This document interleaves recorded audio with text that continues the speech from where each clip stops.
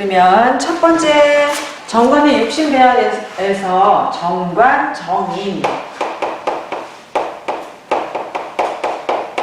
그러면 이거는요, 일단 정관이 천간에 있을 때 얘기를 할게요. 그럼 이제 정관이 정인을 상생을 하면, 그러면 이제 일간이 정관을 가지게 되는 거예요.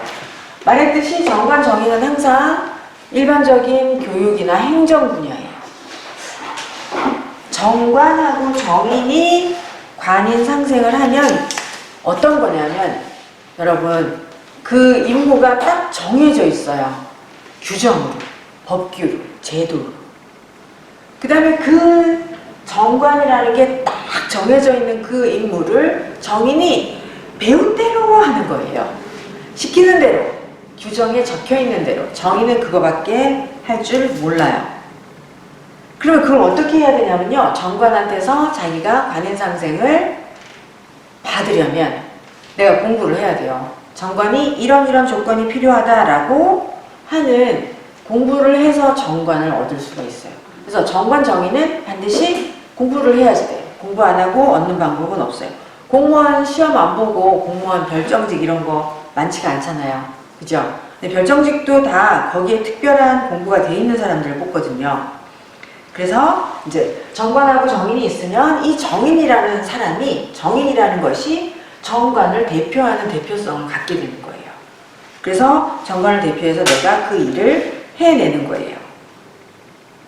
그런데 여기서 정관, 정인만 있으면 관인상생해서 정관에게 임무를 받는데, 여기에 이제 상관이 있으면은 뭐가 된다 그러냐면 상관, 해인이 된다 그랬죠. 그러면은 상관이 경관하는 것을 정인이 상관을 제해서 정관을 수호했다, 정관을 살렸다, 나라를 구했다, 이런 표현을 했었으니까 정관이 정관, 정인의 상생보다는 좀 더 특별한 자격을 주는 것이 상관, 폐인이에요.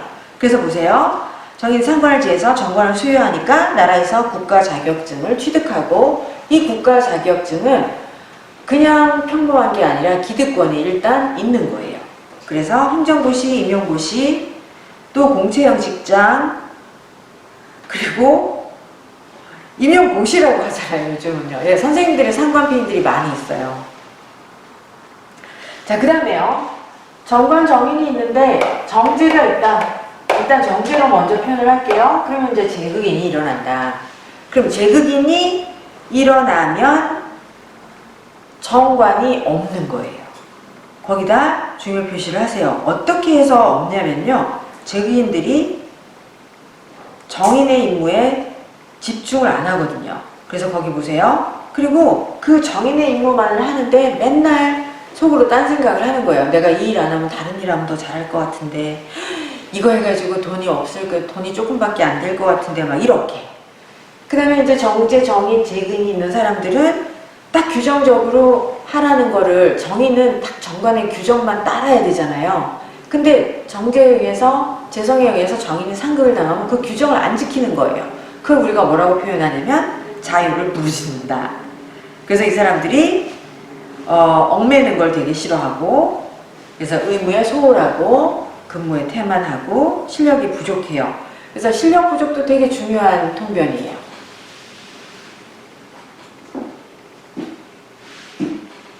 그 다음에요, 이제 정관, 정인에서 정인이 너무 많다 그러면 정관의 기운을 설계한다 그랬죠. 그래서 정인이 과다하면 편인처럼 정관을 설계한다. 그 다음 그 밑에 있는 거 보세요. 정관은 정인이 많으면 정관이 자기만 믿는 것을 알고 당당하게 관을 설해서 빼먹는다, 이런 표현. 네, 보세요. 그래서 이제 인다관설, 정인이 많아도 정관을 관설하는데 정관이 자기만 아는 걸 알고서 빼먹는다, 이런 표현. 그 다음에 이제 두 번째가 어려워요, 여러분.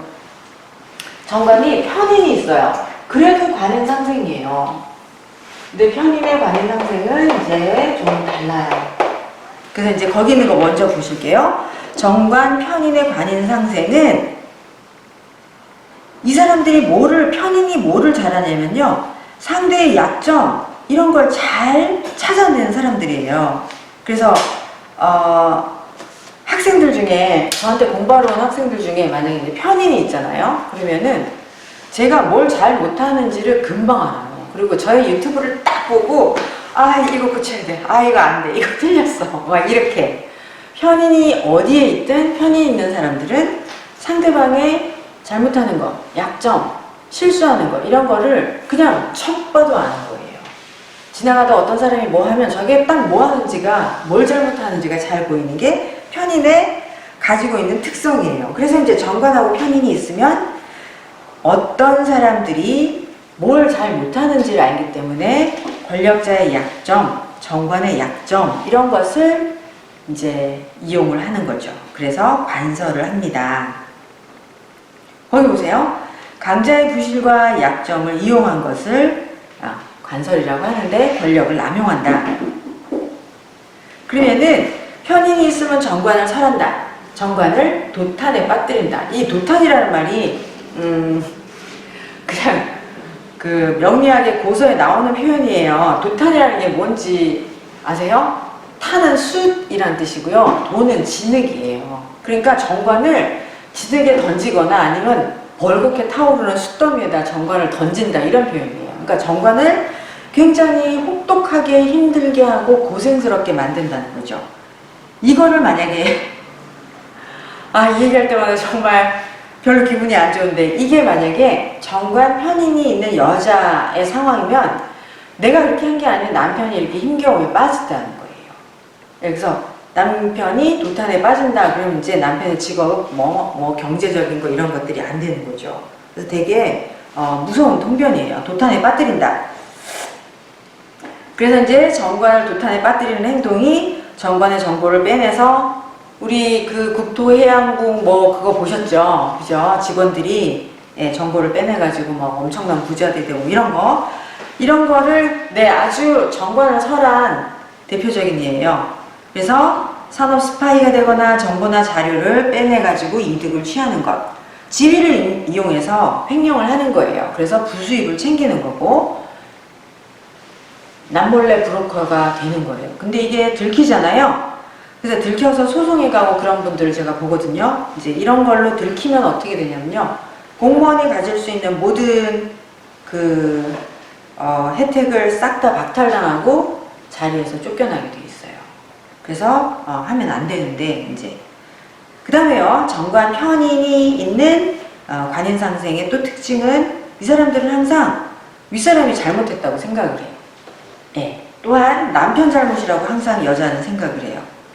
그래서 이제 정관이 도탄에 빠지니까 여자의 경우는 어떻게 되냐, 여자가 정관 편인의 관설이 있으면 이제 남편 대신 자기가 나가서 돈을 벌어와야 돼요.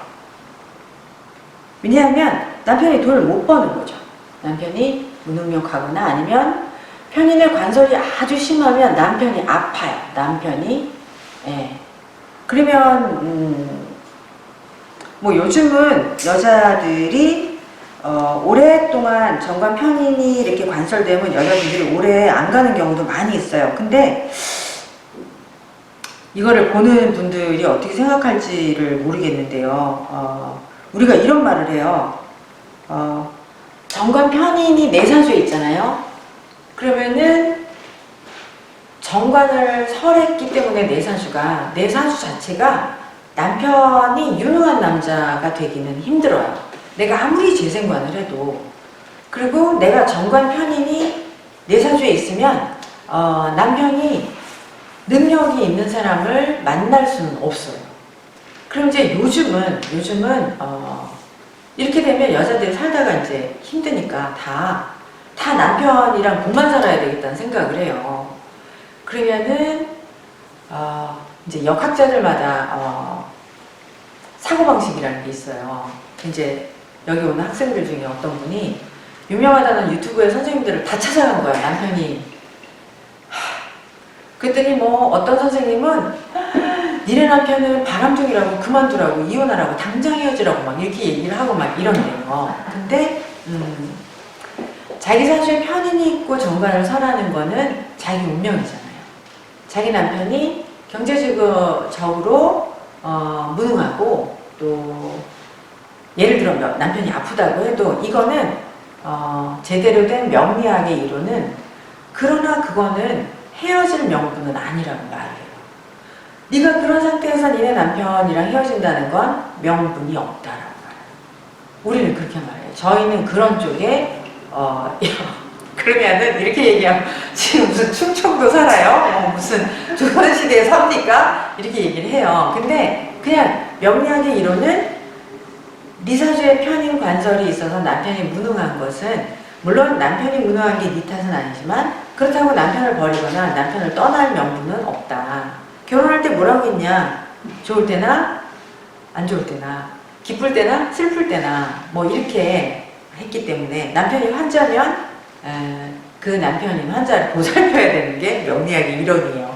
이렇게 얘기를 하면 이제 댓글에 막 올라와요. 지금 어느 시대인데 뭐 그런 표현을 하느냐. 근데 명리학의 이론은 그렇다는 거죠. 그래서 저는 동의를 안 해요. 그거는 이혼의 사유가 아니다 뭐 이렇게 얘기를 하거든요.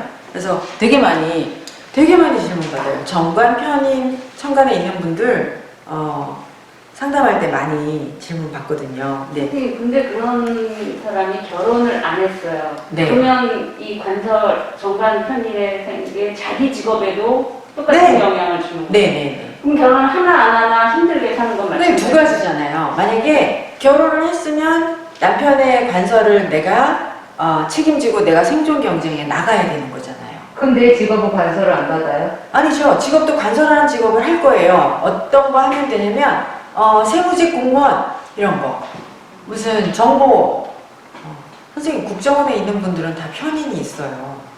세무직 공무원들 가르쳐준 대로 해가지고는 탈세하는 사람들 이런 사람들 이렇게 감시 감찰하는 거 하기가 어렵잖아요. 그런 직업 그리고 또 편인의 관설하는 직업들 중에 유치원 다 나라 돈을 지원받아서 그 다음에 노약자들을 보살피는 거기 뭐죠? 고아원, 양로원 다 편인 관설 직업이에요. 정부에서 돈을 주는데 그분들은 편인이 다 있어요. 그래서 편인 관설이 나쁜 직업으로만 있는 게 아닙니다. 우리가 왜 무슨 정부 사업 같은 거 하는 거 있잖아요. 네가 가지고 있는 공간에서 뭐 주민들을 위한 강의를 해라. 그거 전부 다 정관에 편인이 있는 분들이 하는 거거든요. 예. 그러니까 직업으로 그런 걸 하면 되는데 근데 또 편인이 있는 사람들은 굉장히 사랑을 중요하게 여겨요. 사랑도 중요하고 대화도 너무 중요해. 그러니까 결혼을 하는 게 좋아요.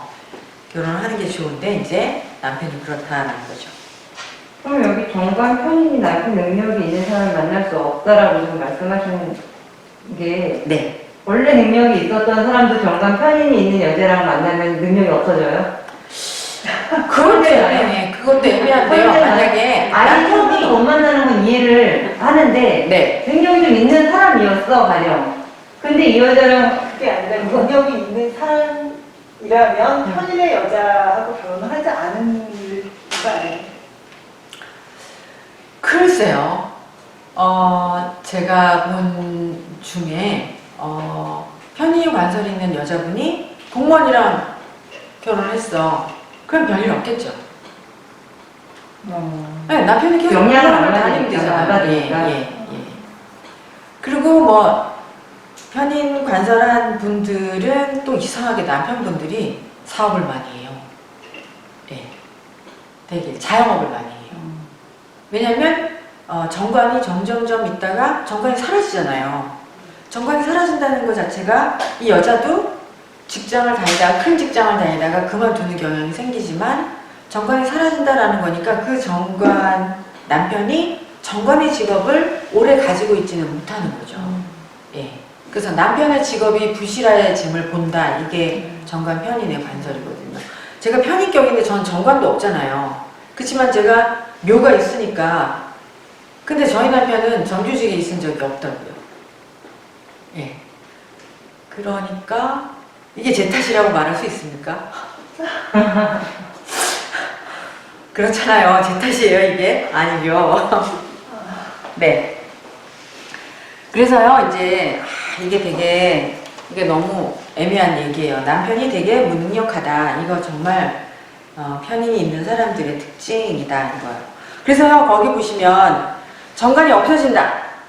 그러면은 직업적으로 얘기하면 이 사람들이 정관이라는 직업에 적응하는 거가 실패하는 거예요. 정인들은 정관 시키는 대로 꾸준히 유지를 하는데 적응을 못하는 거예요. 그리고 정관에 맞추는 능력 부족이에요. 그 사람 능력 부족이다라고 말하는 게 아니고요. 그래서 정관을 그만둘 핑계를 대고 정관에 나갈 생각을 하는 거죠. 정관을 그만두는 생각을 자꾸 해요. 그래서 보세요. 편인은 정관이라는 환경, 주변 환경에 대한 맞춤 교육을 받지 않은 거다. 정관이 맞춤식 교육을 받고 오거든요. 그래서 편인은 항상 정관하고 따로 논다. 정반대로 행동하다. 그래서 정관 편인은 딱 하는 말이요. 정관에 못 맞추다 이렇게 말해요. 그러니까 정관이 원하는 것을 모른다도 되고요. 맞추지 못한다 이렇게 표현을 해요.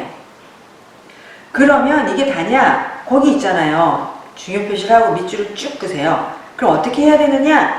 재생관을 해야 된다. 재생관을 해야 직업을 유지하고 가정을 유지할 수 있다. 그러니까 정관 편인의 관설이 있는 사람은 재생관이 돼야 된다. 재생관이 되면 직업이 유지될 것이고 가정도 유지할 수 있다.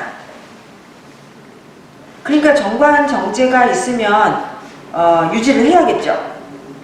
힘겨움을 겪으면서 정관에 맞추려고 노력을 하고 유지를 하는 것이 여기서 하는 말이에요. 유지를 할 수 있다. 유지해야 한다라고 하는 거죠.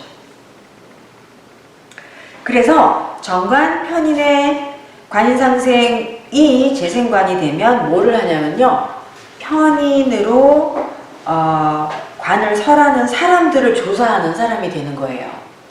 거기 보이시죠? 재생관을 하면 자기 직업을 유지하는데 어떤 일을 하냐면요. 불법 행위를 탈세하거나 뭐 이런 거 있죠. 법을 어기거나 이런 사람들을 조사하는 감찰, 뭐 정보 분석 뭐 이런 일을 하는 그런 역할을 하는 게 정관 편인의 재생관이 되는 사주의 임무예요. 그래서요, 정관 편인은 되게 어렵고요. 여태까지 정관이 아주 튼튼하고 정제가 튼튼하지 않으면은 되게 직업 변동이 많이 있어요. 근데 이거를 지키고 재생관이 잘 되는 사람들이 제가 본 걸로는 그거예요. 세무직 공무원 뭐 30년 근무 이런 것들. 대통령 훈장을 타고 그만두시고 이런 사람들 있죠. 그런 사람들은 재생관이 있어요. 또 정관 편인이 관설을 하면 이걸 견디려면 일간이 근황해야 돼요. 일간이 약하면 너무 힘겹거든요. 힘겨워서 잘 못 견뎌요. 그래서 일간이 인성으로 신망하고 근으로 근황해야 잘 견뎌요. 그 다음에요. 정관 식신을 보세요. 식신이라는 것의 설명이 거기 나와 있어요. 식신은 먹는 것 뭐 이렇게 표현하고 정관이 필요한 모든 물품이에요. 그러면 식신은 정관이 먹고 사는 것, 생존을 담당한다. 그래서 정관이라는 것이 오곡백과가 풍성한 것도 정관이라고 하는데 그 오곡백과가 풍성하게 백성을 먹이려고 하기 때문에 정관이 식신을 좋아한다. 이 표현을 해요. 그러면요 여러분 정관아인이 식신이 있으면 어떤 거를 하냐면요. 거기 보세요. 식신의 요청, 청탁을 받아주는 거예요. 식신이 뭔가를 준비해서 정관에 들여다주는 납품을 받아주는 거예요. 그러면 정관하고 식신이 이렇게 있으면 이게 정관 식신 합이 되는 경우도 있고 이제 안 되는 경우도 있는데요. 정관 식신이 다 있으면 뭐를 하냐면요. 정관으로부터 들어오는 외부의 물품들을 받아주는 창구의 역할을 하는 거예요.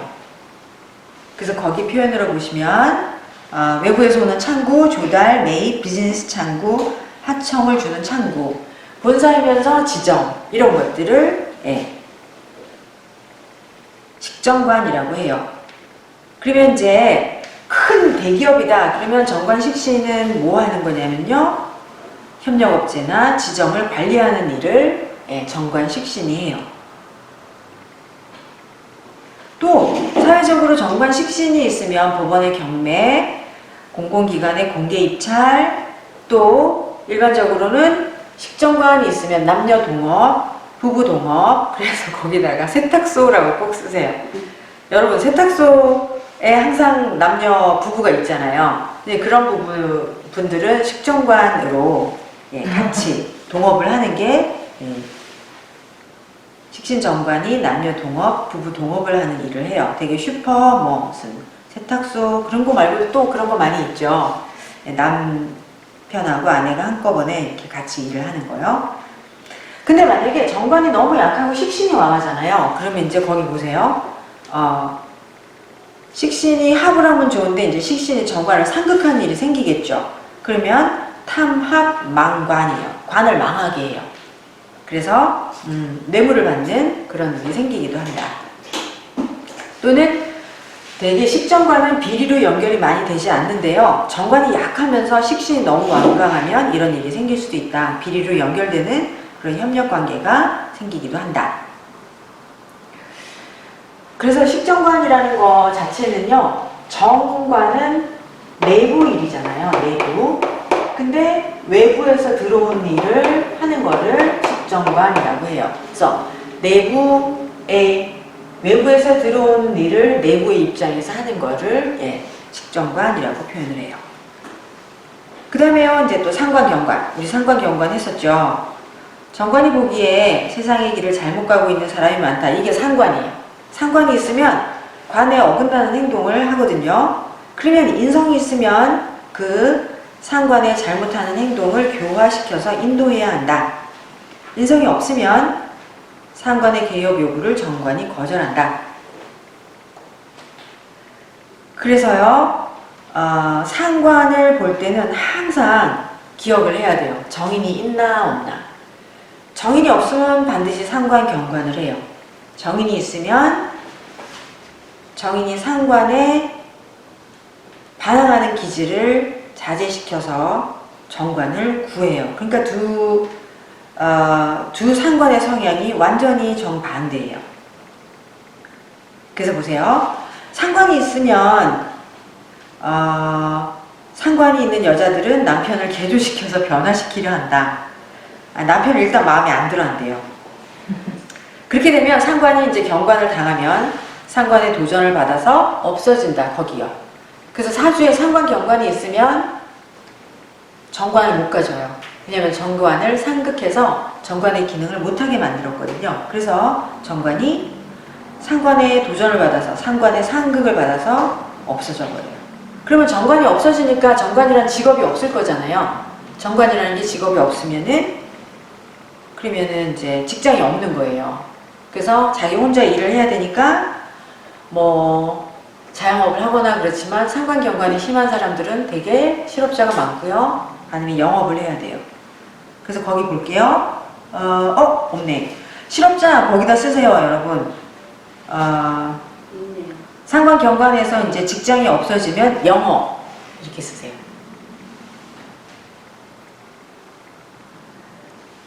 그래서 이제 상관이라는 학명, 개혁 요구, 사직 공고 이런 걸 해가지고 이제 관제 구설에 오르기도 하고 정관에게 쫓겨나가기도 하고 이혼하기도 하고 떠나다 여행가다 배달사원, 영업사원인데 이게 상관경관의 직업 성향들이에요. 여러분 여행가다 거기 밑줄 그어보세요. 사주에 상관이 있는 분들이 여행 좋아하는데 선생님 여행 좋아하세요? 싹 좋아해요. 안 와요. 상관경관이 있는 사람들은 여행을 많이 가요. 그 이제 일간마다 조금 다른데 예를 들어 을목이 병화가 있다. 그러면 을목들은 상관이 있잖아요. 을목들은 여행을 다니면서 새로운 걸 막 경험해야 사람들이 펄펄 살아나요. 그래서 항상 이렇게 상관이 오면 여행가다라는 표현을 꼭 보시게 돼요. 그 다음에 또 볼게요. 직장이 있지만 나가는 직업, 뭐 영업이죠, 그죠? 프리랜서, 과외 선생님도 많고요. 체제를 개편하고 바꾸어 놓는 것이 성공하려면 근황식상이어야 한다. 여러분 거기는 그냥 넘어갈게요. 이 근황이란 게 일간의 근황이에요? 네, 일간의 근황이요. 일간의 근황. 식상의 근황이에요? 네. 그 다음에 마지막 줄에 보세요. 세월이 가도 변하지 않는 자기 체제를 계속 유지하려면 관인이 되어 있어야 한다. 상관 경관에도 정인이 있어야 된다. 그러면 폐인이잖아요, 여러분. 그죠? 예. 그래서 상관은 반드시 정인이 있느냐 없느냐 이게 너무도 중요해요. 근데 여태까지 본 사주 중에 아까 일간이 강왕하면 상관이 없어도 상관을 생해서 견관을 해요. 대부분 사주가.